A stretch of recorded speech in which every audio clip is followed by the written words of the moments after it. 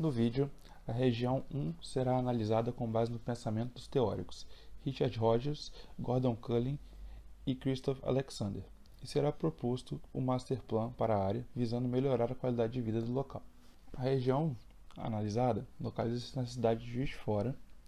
Seus principais bairros são o Granbury, Santa Teresa, Bom Pastor, Vila Olavo Costa, Nossa Senhora de Lourdes, Santo Antônio e Vila Ideal.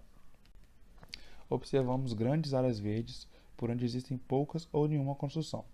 Essas áreas também são onde estão os pontos de topografia mais íngremes da região. O terreno analisado é cortado pelo rio Paraibuna, pela ferrovia, pelas avenidas Brasil e Francisco Valadares e na extremidade por uma parte da Avenida Rio Branco.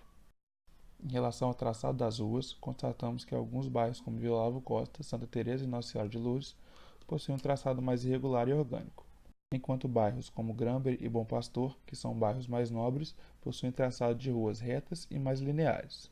Os pontos importantes a serem destacados nessa região são pontos de referência como o Instituto Metodista Granbury, localizado no bairro Granbury, a Praça Bom Pastor, bairro Bom Pastor, o Cemitério Municipal, localizado no Poço Rico, o Hospital Albert Sabin, no bairro Santa Teresa, e o Clube Tupinambás, também do bairro Santa Teresa. Nessa imagem podemos destacar os pontos onde a topografia é mais acentuada. Além disso, também podemos ver a relação com o centro da cidade, onde marcamos o Parque Alford, o Mirante São Bernardo e o Instituto Granbury. A Vila Olavo Costa está localizada na região de planejamento de Lourdes. Pertence à unidade territorial 11 da zona urbana de Juiz de Fora e se destaca como um dos bairros mais carentes da cidade, sendo assim a primeira área da cidade a se caracterizar como favela. Há atualmente 4.645 pessoas residindo no bairro, das quais 2.393 são do sexo feminino e 2.252 são do sexo masculino, possuindo mais jovens do que idosos e uma densidade populacional de 145,76 habitantes por hectare. Além da proximidade com o centro da cidade e as ruas asfaltadas, o local também conta com muitos lotes vagos, edificações precárias e riscos e topografia acidentada. O local é predominantemente residencial, composto por vias locais de mão dupla. Entretanto, devido à topografia acentuada, as vias têm menos de 4 metros de largura, não permitindo a passagem de dois veículos em sentidos opostos, prejudicando assim o acesso de transporte coletivo particular. Grande parte das vias não dispõe de calçada. Alguns acessos às residências e garagens são construídos na pista de rolamento, gerando obstáculos aos pedestres e veículos. Somam-se a isso situações em que as residências são construídas na linha da calçada.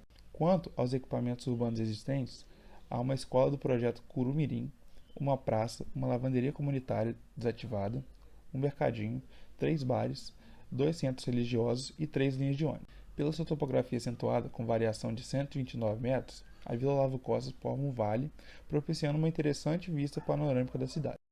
O bairro fica a aproximadamente 20 minutos do centro de carro, como podemos ver no mapa. E nessa imagem podemos ver a demarcação de caráter no local.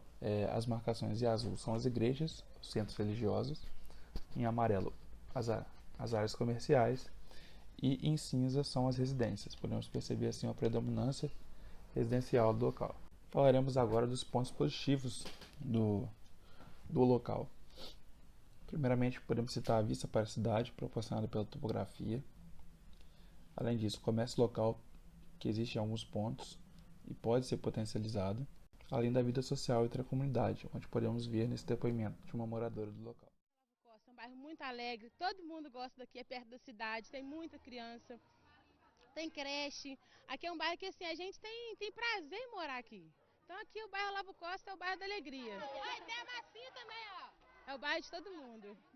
Todo mundo se conhece, todo mundo come na casa de todo mundo é alegre. Se um tá passando mal, vai na casa do outro, ajuda. Aqui todo mundo é pau pra toda obra. Falando dos pontos negativos, podemos citar as ruas estreitas, causando a insalubridade, a topografia íngreme, que faz com que muitas construções estejam em áreas de risco de desabamento, a ausência de áreas públicas de qualidade, sendo que as poucas existentes necessitam de uma requalificação, as fachadas inativas, não havendo os olhos para a rua, e os vazios urbanos, que são espaços inutilizados que poderiam servir à população. Falando agora dos teóricos, Richard Rogers é um arquiteto italiano que nasceu em 1933 na cidade de Florença. Publicou em 1997 o livro Cidades para um Pequeno Planeta.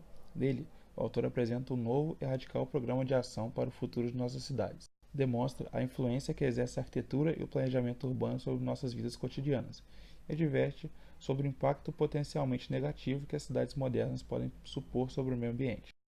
Rogers argumenta que apenas através do planejamento sustentável poderemos proteger a ecologia do nosso planeta e cumprir assim com nossas responsabilidades perante gerações futuras. O planejamento urbano sustentável configura-se assim como nossa única oportunidade real de criar cidades dinâmicas, ideais, que sejam ao mesmo tempo respeitosas com os cidadãos e com o meio ambiente.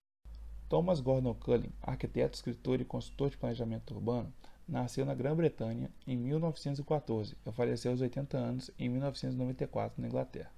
Cullen influenciou o campo do planejamento urbano ao desenvolver o termo que deu origem ao livro homônimo Paisagem Urbana, de 1961.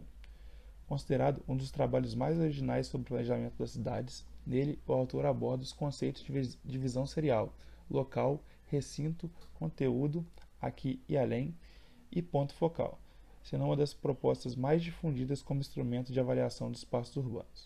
Por fim, Christopher Alexander, arquiteto, matemático e urbanista austríaco nascido em 1936, dedicou-se principalmente à pesquisa sobre o modo de projetar e construir, usando recursos sistêmicos, matemáticos, empíricos e participativos, com a intenção de encontrar um método unificado de projetar e construir e tornar esse ato uma tarefa mais científica.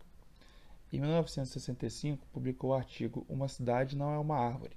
No texto, demonstrou uma postura crítica em relação ao modelo de cidade funcional defendido por arquitetos modernistas. Para ele, as cidades possuíam características naturais e espontâneas, essenciais à vida e às necessidades de seus habitantes. Portanto, não deveriam ser concebidas com a simplicidade estrutural de uma árvore, nem tampouco distorcer a concepção real que é uma cidade, com sua complexidade estrutural natural e sua realidade social. Falando agora sobre intervenção e master plan propostos. Como se podemos ver na imagem, a delimitação do bairro Olavo Costa.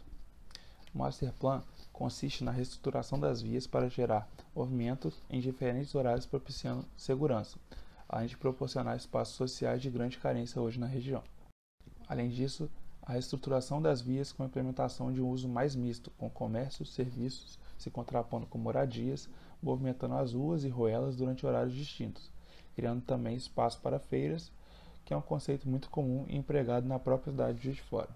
Além disso também, a reestruturação e alargamento das vias, evidenciando o uso por pedestres com ruas compartilhadas e criação de transportes alternativos como funiculares e ciclovias. Também propomos a requalificação da paisagem, trazendo verde às ruas com a intenção de amenizar desconforto térmico e gerar uma ambiência sustentável, assim como propõe Rogers.